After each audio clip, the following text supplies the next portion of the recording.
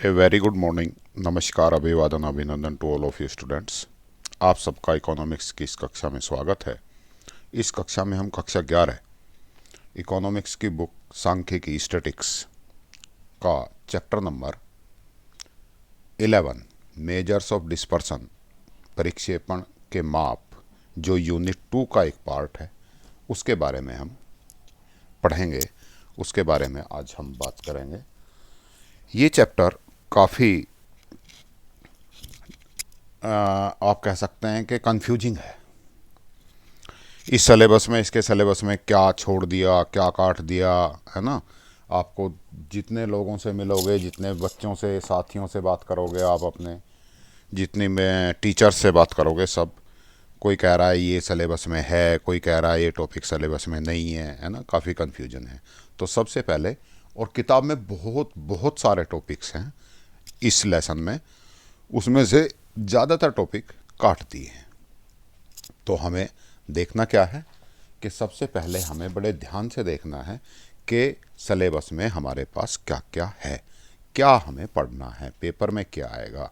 यदि इसमें हम दुनिया भर की चीज़ें पढ़ रहे हैं और वो पेपर में नहीं आनी, तो फिर कोई फ़ायदा नहीं है। या कोई चीज़ ऐसी छूट गई कि ये भी सिलेबस में नहीं है, ये भी सिलेबस में नहीं है, ऐसा करते करते कुछ चीज़ें ऐसी छूट गई जो सिलेबस में थी और उसमें से क्वेश्चन आ गया, तो भी हमें काफ़ी नुकसान होगा। तो चलिए चैप्टर शुरू करते हैं और सबसे पहले हम इसका सिलेबस ही देखते हैं। चैप्टर है डिस्पर्सन, परिक्षेपण। चैप्टर का नाम क्या है? हिंदी में बात करूं तो चैप्टर का नाम है परिक्षेपण, है ना। ये शायद लिखना हम भूल गए। परिक्षेपण के माप, मेजर्स ऑफ डिस्पर्सन। तो सबसे पहले हम इसकी बात करते हैं, सिलेबस की ही। सिलेबस में मेजर्स ऑफ डिस्पर्सन, परिक्षेपण के माप में क्या क्या चीज़ें हैं? एब्सोल्यूट डिस्पर्सन, है ना, निरपेक्ष परिक्षेपण। इसमें केवल और केवल एक टॉपिक है आपका, स्टैंडर्ड डेविएशन, मानक विचलन। बस, क्या टॉपिक है आपका? मानक विचलन। और सापेक्ष विचलन में इसी का गुणांक, बहुत छोटी सी, ये टॉपिक तो बहुत छोटा सा है, साथ साथ ही बता दूंगा। उसी में ही विचरण का गुणांक यदि वो पूछते हैं तो वहीं आप निकाल सकते हैं। एक ही फॉर्मूला है बस, केवल आपको मानक विचलन है। मानक विचलन स्टैंडर्ड, ये देख लेना, एक आपके बुक में लिख रहा होगा माध्य विचलन। कौन सा? माध्य विचलन। इसको हम बोलते हैं मीन डेविएशन। ये आपके सिलेबस में नहीं है, कंफ्यूज मत हो जाना।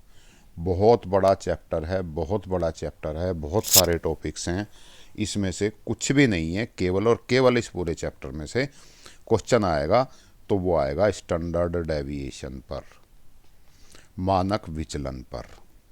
Lorentz curve, so and so कुछ भी नहीं है। और मानक विचलन का एक सापेक्ष, या आप कहते हैं रिलेटिव डिस्पर्सन होता है, कोफिशिएंट ऑफ वेरिएशन। ये एक छोटा सा ही फॉर्मूला है, मैं साथ साथ ही क्वेश्चंस में बता दूंगा। देन तो हम इसमें सबसे पहले अपनी जानकारी के लिए बात करते हैं कि व्हाट इज डिस्पर्सन, परिक्षेपण क्या है। छोटी सी डेफिनेशन है, एक नंबर में, है ना। किसी 2 नंबर के क्वेश्चन में 2 पार्ट में पूछ लेते हैं ना। Define dispersion and standard deviation, परिक्षेपण और मानक विचलन की परिभाषा लिखिए। भाई दोनों एक एक नंबर की हो गई परिभाषा, पूछा जा सकता है, एक छोटी सी परिभाषा है, वो देख लेते हैं। या कई बार पूछ लेते हैं व्हाट इज डिस्पर्सन, परिक्षेपण क्या है। तो dispersion is the measure of variation of the items, मदों का। परिक्षेपण मदों के विचरण का माप है। विचरण मीन्स वो मेन लाइन से कितना दूर हटे हुए हैं। देन डेफिनेशन, स्पीगल की डेफिनेशन है the degree to which numerical data tends to spread about an average value is called the variation or dispersion of the data। कि उनकी जो मीन वैल्यू है, मीन वैल्यू मीन्स कौन सी होती है मीन वैल्यू, बिल्कुल मिड वैल्यू है ना, उससे कितनी दूर तक डाटा फैले हुए हैं, दैट्स कॉल्ड डिस्पर्सन, है ना। ये एक है। स्पीगल के अनुसार संख्यात्मक आंकड़े एक माध्य मूल्य के दोनों ओर फैलने की जिस सीमा तक प्रवृत्ति रखते हैं उस सीमा को इन आंकड़ों का विचरण या परिक्षेपण कहते हैं। ये एक स्पीगल एक हैं, उनके अनुसार ये डेफिनेशन है। तो आप एक तो ये लाइन याद कर लीजिए, परिक्षेपण मदों के विचरण का माप है, और एक ये डेफिनेशन, किसकी डेफिनेशन है ये, परिक्षेपण की, विचरण की, डिस्पर्सन की। देन एक व्हाट इज डिस्पर्सन, है ना, ये स्टैंडर्ड डेविएशन, व्हाट इज मानक विचलन क्या है, व्हाट इज स्टैंडर्ड डेविएशन, इसको हिंदी में बोलते हैं हम, वो एक शॉर्ट में बोल देते हैं SD, और इस साइन से हम शो करते हैं, इस साइन का नाम है सिग्मा। क्या बोलेंगे, सिग्मा। देन ऐसे आप O बनाओ और इधर की तरफ एक लाइन डाल दो, that is called sigma SD, standard deviation, मानक विचलन।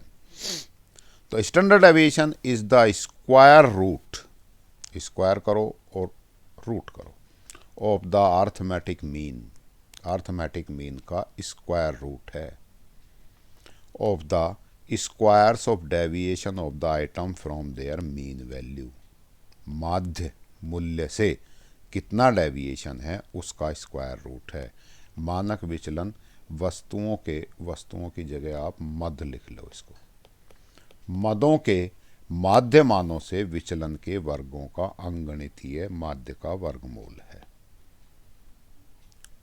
ठीक हो गई बात। Then standard deviation is the best widely use measures of dispersion, है ना। डिस्पर्सन के बहुत सारे मेथड हैं परिक्षेपण नापने के, उसमें से एक मेथड, बेस्ट मेथड है ये स्टैंडर्ड डेविएशन, और स्टैंडर्ड ये ही हमारे सिलेबस में है, इसलिए हम सिर्फ इसी की बात करते हैं। दूसरे नाम भी मैं नहीं बोलूँगा, क्योंकि नाम बोलने से भी तुम्हें कन्फ्यूजन हो जाएगा कि पता नहीं ये सिलेबस में है या नहीं। Then standard deviation is the square root of the arithmetic mean of the squares of deviation from its item from their arithmetic mean. चलिए ये थोड़ा सा इजी लगेगा आपको। मानक विचलन अपने अंगणितीय माध्य से इसके मदों के विचलन के वर्गों का अंगणितीय माध्य का वर्गमूल है। इस डेफिनेशन को भी याद कर लोगे तो भी चल जाएगा। ठीक है जी, जोन सी आपको आसान लगे उसी डेफिनेशन को याद कर लेना। Then calculations of standard deviation in the individual series. Individual series कौन सी होती है बेटा, व्यक्तिगत श्रृंखला, जैसे 2, 5, 7, 8, 15, 20, केवल एक ही लाइन होती है इसमें, है ना। एक सिंपल क्वेश्चन आप ऐसा समझ लो, ये तो इंडिविजुअल सीरीज और डिस्क्रीट सीरीज और ये सारी चीज़ें, तीनों सीरीज तो आपने पढ़ी हुई, अब तो ध्यान ही आ गई होंगी, है ना। आनंद तब आता है जब आपने इंडिविजुअल सीरीज वर्ड पढ़ा, पढ़ते ही आपके दिमाग में एक इमेज बन जाए कि इंडिविजुअल सीरीज होती क्या है, अचानक याद आ जाए, अरे हाँ वो वाली बात है कि हमने एक डाटा इकट्ठा कर लिया कि क्लास में 10 बच्चों के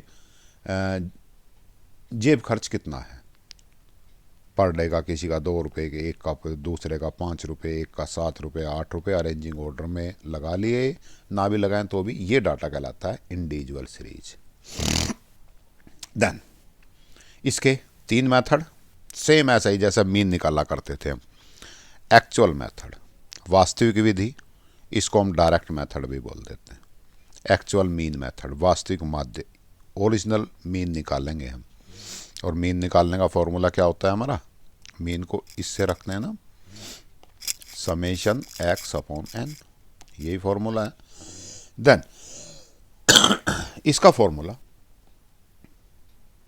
सिग्मा इज इक्वल टू, कौन सा मेथड पढ़ रहे हैं, ये सारे कॉपी में एक साथ लिख लेना फॉर्मूले, और उनको एक बार गौर से देखोगे तो सब चीज़ें याद हो जाएंगी। थोड़ा थोड़ा सा फ़र्क होता है इनमें।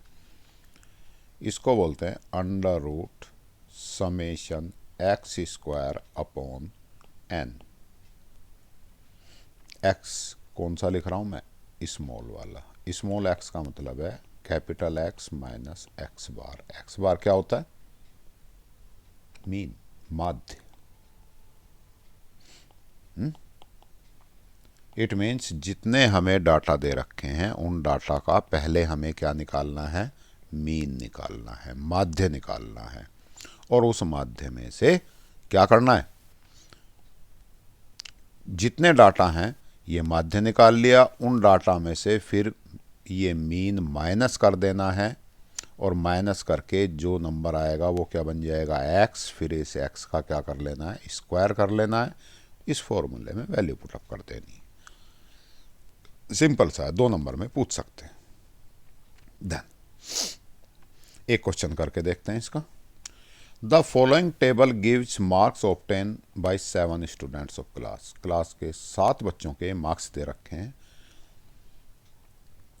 40, 42, 38, 44, 46, 48, 50। 7 स्टूडेंट्स हैं, ये मार्क्स दिए हुए हैं।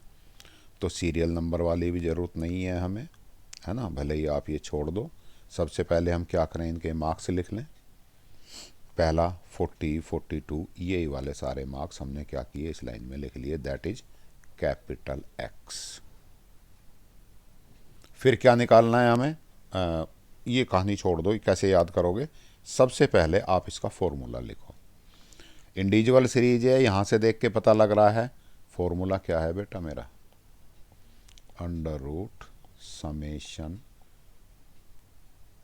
एक्स, या तो आप ये कर लो एक्स स्क्वायर अपॉन एन, यही है। और एक्स क्या है यहाँ पे? X minus x bar. It means मुझे सबसे पहले चाहिएगा मीन। ये क्या है? एक्स बार, मीन, माध्य। तो सबसे पहले मुझे चाहिए मीन निकालना है। तो मीन निकाल के नेक्स्ट लाइन में मैं क्या कर दूं? स्मॉल एक्स निकाल लूँ। स्मॉल एक्स कैसे निकलेगा? एक्स माइनस एक्स बार से। तो पहले तो एक्स बार चाहिए। एक्स बार निकालने के लिए मैं क्या करूँ? मीन निकालने के लिए समेशन एक्स अपॉन एन।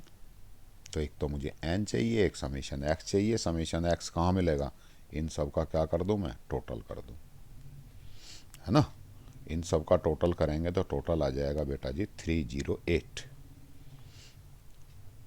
तो कितना हो गया? 308 बाई एन कितना है मेरा? कितने डाटा हैं ये? 7, यहीं लिखा हुआ है। 7 स्टूडेंट्स के, इनको भी काउंट कर सकते हैं, 1 2 3 4 5 6 7। तो एन हो गया मेरा कितना? 7। 7 से इसको डिवाइड कर लो। 7 4 जा 28, 7 4 जा 28, मीन्स 44 आ गया बेटा। मीन्स मीन निकालूं मैं, summation x upon n is equal to कितना रख दूं? 308 अपॉन 7, आंसर इज 44। अब क्या कर लूं बेटा?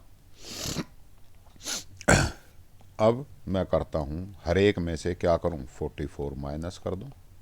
यही करना था ना, एक्स माइनस एक्स बार। चलो जी, कितना हो गया? -4। कितना हो गया? -2। कितना? -6, 0, 2, 4, 6। ठीक है, 4 2 6, 0 2 4 6। ये 4, ये 2, ये 6, ये 0, ये 2 4 6। ठीक हो गई बात आपकी। देन फॉर्मूले में वैल्यू पुटअप किसकी करनी है मुझे? एक्स स्क्वायर की। तो इसका स्क्वायर भी करना पड़ेगा। इट मीन्स इस नंबर का क्या कर लूँ? स्क्वायर। या आप कह सकते हैं एक्स माइनस एक्स बार का स्क्वायर, एक ही बात है। 4 का स्क्वायर 16, 2 का स्क्वायर -2 इंटू -2, थोड़ा सा ध्यान रखना है, माइनस माइनस मल्टीप्लाई होके प्लस हो जाते हैं, 2 2 जा 4 हो ही गया। तो माइनस वाले नंबर का भी जो स्क्वायर करेंगे हमेशा पॉजिटिव ही आते हैं। 4 36 0 4 16 36। बेटा जी इस नंबर का यदि आप टोटल करेंगे कितना आ जाएगा? 0 आना चाहिए ना टोटल। क्यों? क्योंकि ये एक्चुअल मीन लिया है हमने 44, है ना, इसलिए 0 है। यदि हम एज्यूम मीन लेते तब 0 आए, जरूरी नहीं है। तो ये आपका क्वेश्चन यहाँ से चेक भी हो सकता है। यदि आप एक्चुअल मीन से निकाल रहे हैं तो इन सब का सम कितना हो जाना चाहिए? 0। देन समेशन एक्स स्क्वायर निकाल लेते हैं बेटा जी, इनको सम कर लें। इनका सम आ गया आपका 112। देन फॉर्मूला लिख लिया हमने। क्या फॉर्मूला था मेरा?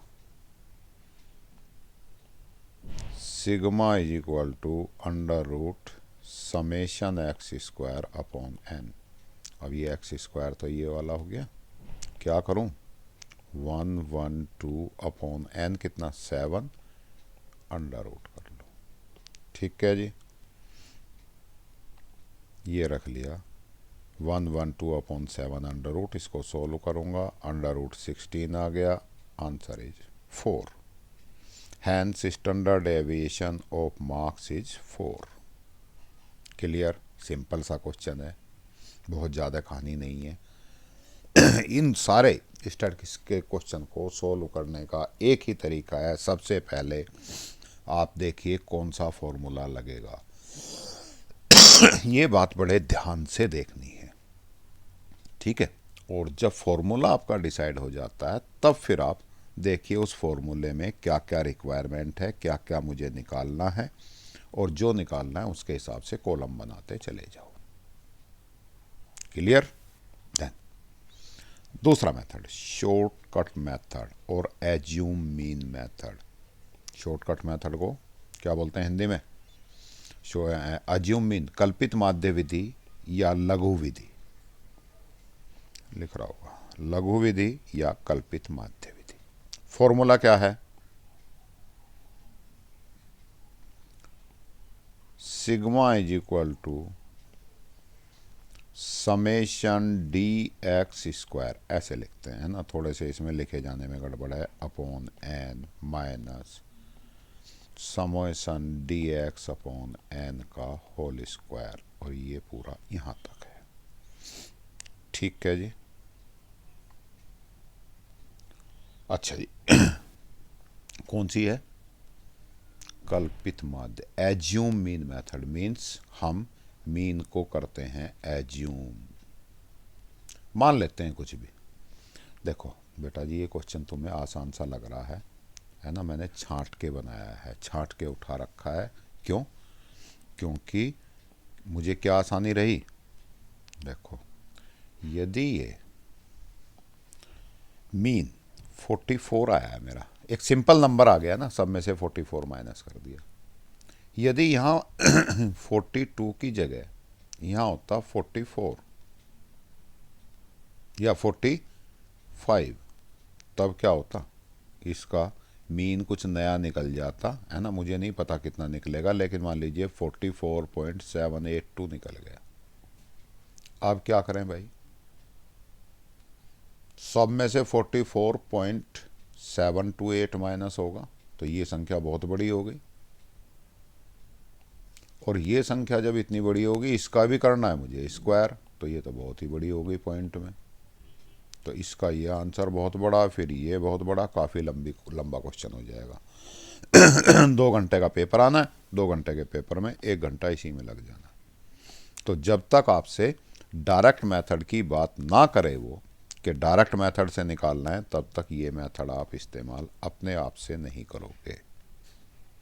इस मेथड को इस्तेमाल करने में यदि मीन पॉइंट्स में आ गया तो फिर बहुत लंबा टाइम लगने की संभावना है। आपको अपने आप से, यदि आप उसने स्पेशल नाम नहीं लिखा हुआ कौन से मेथड से करना है, तो आपको करना है क्वेश्चन एज्यूम मीन मेथड से।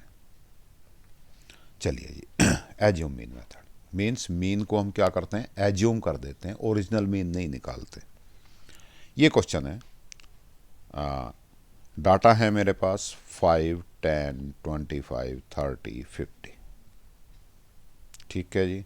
सबसे पहले हम देखते हैं बेटा, इसका क्या करना है, कैलकुलेट स्टैंडर्ड डेविएशन, मानक विचलन ज्ञात करो बाई एज्यूम मीन मेथड। लिखा हुआ है कल्पित माध्य विधि से निम्न आंकड़ों का मानक विचलन ज्ञात करो। अब मानक विचलन निकालते हैं। सबसे पहले हमें क्या सोचना है, कौन सी सीरीज है बेटा जी, डिस्क्रीट सीरीज। डिस्क्रीट सीरीज में एज्यूम मीन मेथड लगाना है। फॉर्मूला क्या है मेरे पास, ये वाला। ठीक है जी। समेशन डी एक्स, यहां भी एक्स कर दो अपॉन एन। अब इस फॉर्मूले के हिसाब से इसमें वैल्यू पुटअप करते चले जाओ। एक्स है, क्या चाहिए मुझे, एक तो चाहिए मुझे डी एक्स। डी एक्स क्या होता है ये मुझे पता होना चाहिए। ये होता है एक्स माइनस ए, और ए क्या है, एज्यूम मीन।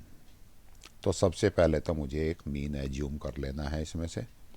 मान लीजिए मैंने मीन एज्यूम कर लिया 25, है ना, यहाँ लिख भी दिया है इन्होंने। एज्यूम मीन कितना हो गया, 25। इट मीन्स सबसे पहले मुझे निकालना है d x is equal to x minus a, और यहीं लिख देंगे हम ए इज इक्वल टू 25। तो सब में से क्या माइनस कर दूं बेटा जी, 25। ऐसा ही होगा। ये मैं लिख के दिखा रहा हूँ, लेकिन आपको पेपर में नहीं लिखना है। ये कहानी पेपर में नहीं लिखनी है।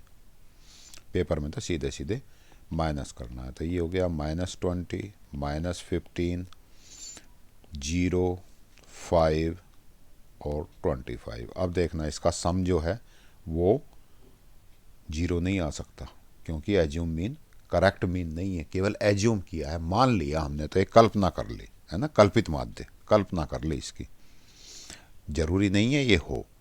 देन दूसरा क्या निकालना है मुझे बेटा जी, डी एक्स का स्क्वायर, ये वाला, ये वाली चीज है ना। डी एक्स तो मेरा निकल गया।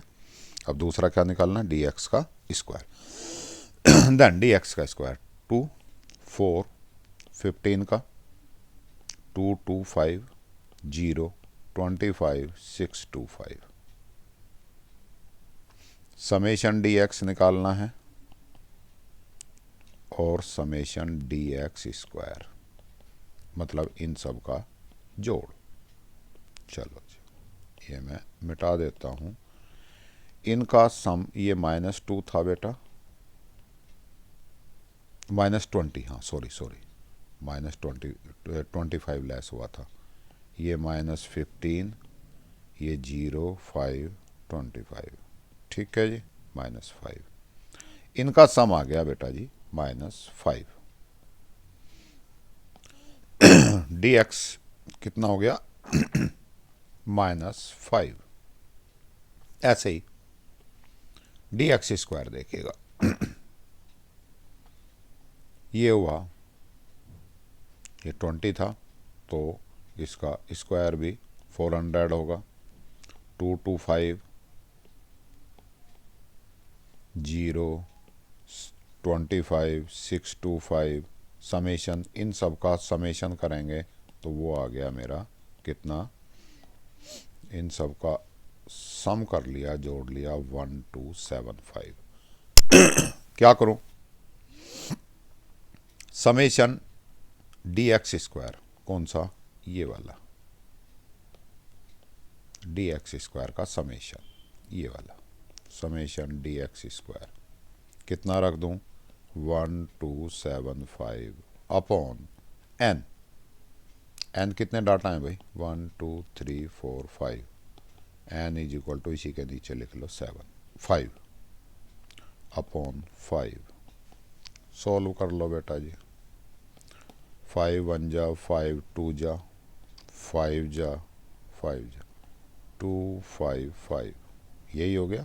आगे कैलकुलेशन है सिंपल, है ना। इस कैलकुलेशन को आप अपने आप देख लोगे। अच्छा, एक गड़बड़ रह गई भाई, क्या करें, समय यही वाला रखा था ना अभी तो हमने, और इसके साथ में समेशन डी एक्स स्क्वायर भी रखना था हमें। समेशन डी एक्स कितना है, -5, तो -5/5 ये वाली लाइन का समेशन, इसका स्क्वायर। ठीक है, आगे हम इसको सोल्व कर लेंगे, सोल्व करके आंसर निकाल लेंगे। सोल्व करेंगे आप, 275 आ गया इसका।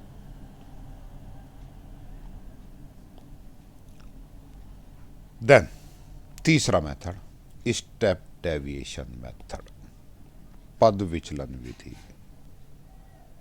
पद विचलन विधि क्या होती है, जिसमें हम सी से एक उन नंबर्स को छोटा करने के लिए सी से डिवाइड कर देते हैं, ऐसा ही करते हैं ना, और फॉर्मूले में फिर क्या करेंगे, सी से मल्टीप्लाई कर देते हैं। सेम वही फॉर्मूला है, कौन सा, स्टेप डेविएशन मेथड वाला, under root summation d x square upon n minus summation d x upon n का होल स्क्वायर, यहाँ तक, इनटू यहाँ सी से डिवाइड किया था तो यहाँ सी से मल्टीप्लाई कर देंगे। चलिए एक क्वेश्चन देख लेते हैं इसका भी।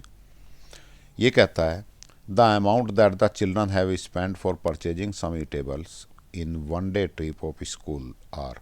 स्कूल की कहीं ट्रिप गई थी, उसमें कुछ बच्चों ने जेब खर्च किया है ना, खाने पीने पे, वह जो पैसा खर्च किया वो है 5, 10, 15, 20 ये वाले पैसे। एक बच्चे ने 5 रुपये खर्च किए, दूसरे ने 10 रुपये, तीसरे ने 15। यूजिंग स्टेप डेविएशन मेथड, कौन सा लिख दिया इन्होंने, step deviation method. Step deviation method means पद विचलन विधि। पद विचलन विधि का यूज करके फाइंड द स्टैंडर्ड डेविएशन, मानक विचलन ज्ञात करो। क्या करें भाई, पहले तो इन सारे डाटा को हम क्या करें, यहाँ लिख लें, 5, 10, 15, 20, 25, यार ये तो बड़े हो गए।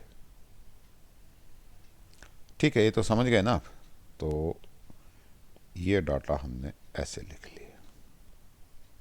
बस केवल इतना काम करना है आपको अभी। अब इस पे एक बार सोचना है कि फॉर्मूला क्या लगेगा। फॉर्मूला लगा बेटा जी, under root summation d x square upon n minus summation d x upon n का whole square into c. Clear, d x क्या है, x minus a means assume mean. तो इसका मतलब है ना, मैं इसको बार बार इसलिए समझा रहा हूँ आपको कि ये टेबल सब बनी हुई है, लेकिन आपको पेपर में टेबल बनी नहीं मिलेगी, इतना ही क्वेश्चन मिलेगा, है ना। और तुम्हें सबसे पहले तो झंझट ये हो जाएगा कि टेबल बनाऊं कैसे। तो टेबल बनाने में कौन कौन सी ये कॉलम बनेंगे, इसका मेथड समझाना चाह रहा हूँ कि हमें फॉर्मूला लिख के कैसे समझना है। सबसे पहले चाहिए मुझे फॉर्मूले के हिसाब से डी एक्स। डी एक्स निकालने के लिए मुझे चाहिए x minus A. It means मैं क्या करूँ यहाँ, डी एक्स, इसको मैं लिखता हूँ एक्स माइनस ए, और ए की वैल्यू मैं लिख लूँ, एक एज्यूम करना है मुझे, एज्यूम मीन मैंने कर लिया 20। ठीक है जी, सब में से क्या करूँ, 20 माइनस कर दूँ, ऐसा ही कर दूँ ना। कितना बचा, -15, -10, -5, 0, 5, 10 और 15। इसका एक बार देखोगे तो 0 आ रहा है, इट मीन्स इसका ओरिजिनल मीन भी 20 ही आएगा। अच्छा, ये एज्यूम मीन जो है बेटा जी, आप कुछ भी मान सकते हैं, ज़रूरी नहीं है बीच वाला ही नंबर हो। आप एज्यूम मीन इसका 50 भी मान सकते थे, लेकिन सब में से क्या करेंगे, फिर 50-50 माइनस करेंगे तो संख्याएं बड़ी होती चली जाएंगी, है ना। इसलिए हम चाहते हैं कि एज्यूम मीन इन्हीं के बीच से कोई बीच से की टर्म उठा लें जिससे ये वाले नंबर्स हमारे छोटे आ जाएं, बस इतना फ़ायदा है। एज्यूम मीन मानने का कोई ऐसा नहीं है कि सही बीच वाला ही डिजिट उठाना है या पक्का यही उठाना है, कोई रूल नहीं है। 35 भी ले लेते, 5 भी ले लेते। एज्यूम मीन इससे इन सब से अलग 22 भी ले सकते थे, इसका एज्यूम मीन 1000 भी ले सकते थे, बस ये नंबर्स बहुत बड़े हो जाएंगे 1000 लेने पे, बाकी कुछ भी फ़र्क नहीं पड़ेगा। देन एज्यूम मीन हमने लिया 20 एज्यूम मीन लेने पर ये नंबर्स आ गए मेरे। चलिए जी, ये कितना हुआ, -15 -10 -5 0, और ये हो गया जी -5 10 -15 20।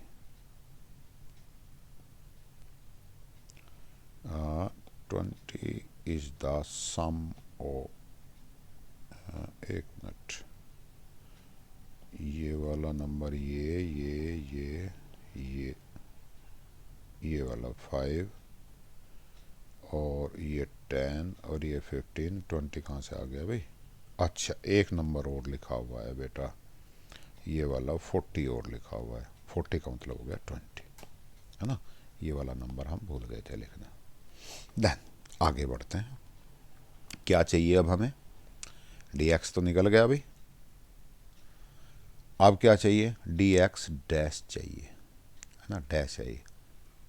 कौन सा मेथड यूज कर रहे हैं हम? Step deviation method. It means एक कॉमन फैक्टर c से हमें डिवाइड भी करना है, तभी तो c आएगा। c इन सब का कॉमन फैक्टर क्या हो सकता है? ऐसी बड़ी से बड़े से बड़ा नंबर जो इन सब को डिवाइड कर दे, दैट इज 5। 5 से हमने डिवाइड कर लिया जी, c इज इक्वल टू 5। इसको हम लिख देंगे dx dash is equal to dx upon c। 5 से डिवाइड कर लिया, कितना आ गया बेटा जी? -3, -10 को 5 से डिवाइड किया -2 -1 0। 5 से सबको, सब नंबर्स को कितने से डिवाइड करते चले जाएंगे? 5 से। 1 2 3 4। ठीक है जी। नेक्स्ट नंबर हमें फॉर्मूले के अनुसार क्या चाहिए बेटा? तो मेरा ये तो आ गया dx, अब dx डैश स्क्वायर। चलो जी, ये भी निकालो, ये था मेरा dx डैश, ये निकाल लूँ मैं dx डैश का स्क्वायर। इट मीन्स इन सारे नंबर्स का क्या कर लूँ? स्क्वायर। -3 का स्क्वायर 9, 4 1 0 1 4 9 16। अब फॉर्मूले में वैल्यू पुट अप करने की बात करूं, समेशन dx डैश स्क्वायर, इस वाले नंबर का क्या कर लूं? इस वाले नंबर का सम कर लूं। ये आ गया सम। इसका भी सम चाहिएगा dx का, इसका भी सम कर लिया मैंने, 4 ही आ गया। फॉर्मूले में वैल्यू पुट अप कर दो, s d is equal to under root summation dx dash square, कौन सा था? ये वाला था, 44 अपॉन n, कितना?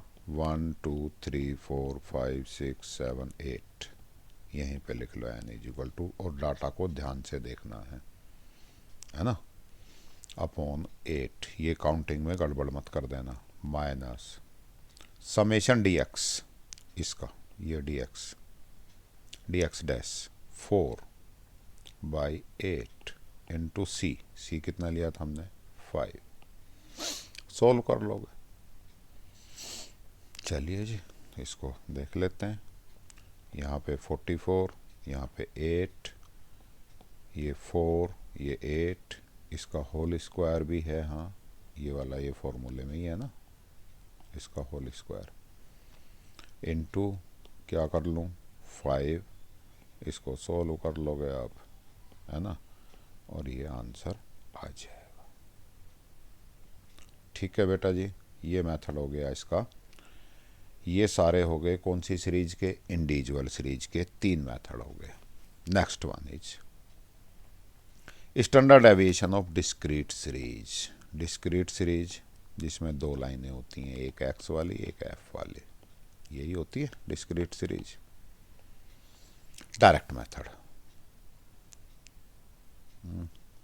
यहीं तक रहने दें, आज थोड़ा सा डिस्कस हुआ, अगले पेपर में, अगले उसमें हो जाएगा सारा काम। अब तुम्हें इतना एक बार अपनी बुक से पढ़ लेना, है ना, बुक से पढ़ोगे एक बार, और दो चार क्वेश्चन अपने हाथ से अपने पेन से करोगे तो ज़्यादा बेटर होगा, ज़्यादा अच्छे से समझ आएगा। पेपर में वही काम कर सकते हो आप पक्का, जौन सा आप अपनी जे अपने पेन से लिख कर घर पे करते हो, वरना तो पेपर में काम नहीं होगा बेटा।